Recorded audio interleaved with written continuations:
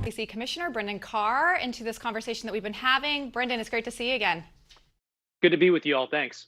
All right, well, we just spoke to two TikTok stars. I mean, they have millions of followers that are moving over to this new app called Triller. I know that Instagram is doing one too called Reel. We've kind of discussed this with you before, but there weren't alternatives then. How important is it for parents and for teens to move away from TikTok and get on some of these alternate options?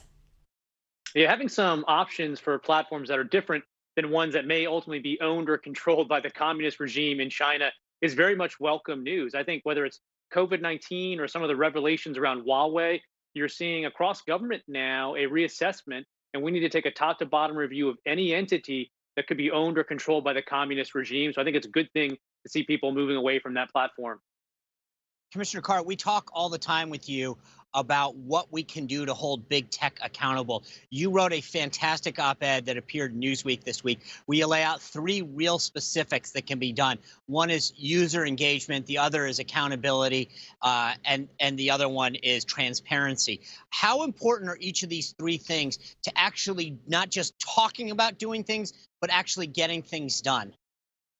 Yeah, these are some ideas that I think could really move the needle. This week is a big one for big tech. There was a Section 230 petition filed at the FCC last week. There's a hearing on Section 230 today in the Senate.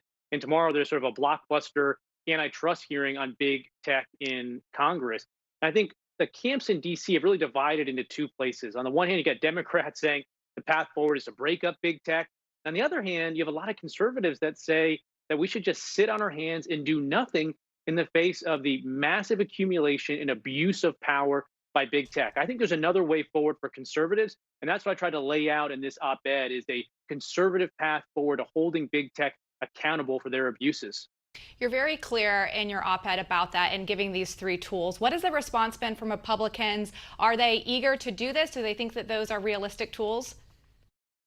I've been really happy with the response that I've seen so far to these ideas. I think a lot of Republicans were searching for something other than the ostrich-like option that they've been offered up to now, right? We've been told that these are just companies that are competing in the free market. Well, not really. These are companies that are abusing dominant positions. They're not succeeding in a level playing field. This is a playing field that's been tilted through government regulation to benefit their business models as opposed to others. So I think transparency, accountability, and user empowerment are things that we can implement and would go a long ways to creating a better, more diverse environment on the internet.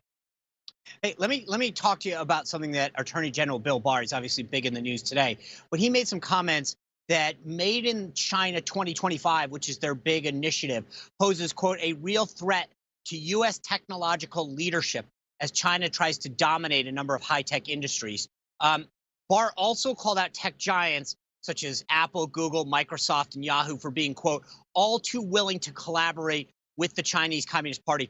How concerning is it to you that these American firms are working with the Communist Chinese Party?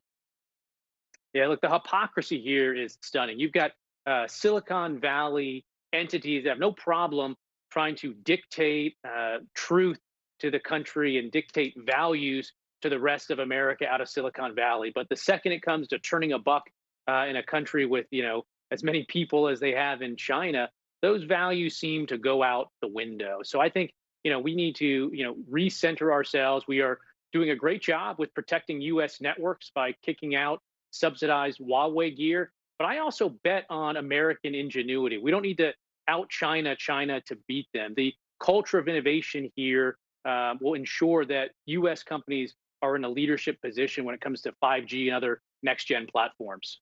Hey, we're almost out of time, so I don't want to jam you with this question, but you come back enough that I feel like I can. Tomorrow has got this big tech hearing on Capitol Hill. All the major giants will be there, the CEOs of these companies. On a scale of 1 to 10, how big is this hearing, do you think, will be, with 10 being a blockbuster hit? It certainly could be and should be a 10. I think it'll probably land closer to a 6. I do think we have some work to do, not rethinking antitrust law completely, but making sure we have the tools to assess the scope and scale at which big tech moves. I'm not sure we have the tools right now to analyze their power. Yeah, I'm not sure that a lot of these lawmakers understand enough to ask the right questions either. And I think that the tech guys can weasel out of the answer. So we'll see. Look forward to having you back and seeing where that thing landed, whether it was a 6 or a 10. Thanks much. All right, well, still to come, Joe Biden is on the clock to pick a running mate. Who will it be? Our company is going to weigh in. And one university has declared grammar racist. We'll discuss. You won't want to miss that. Stick with us.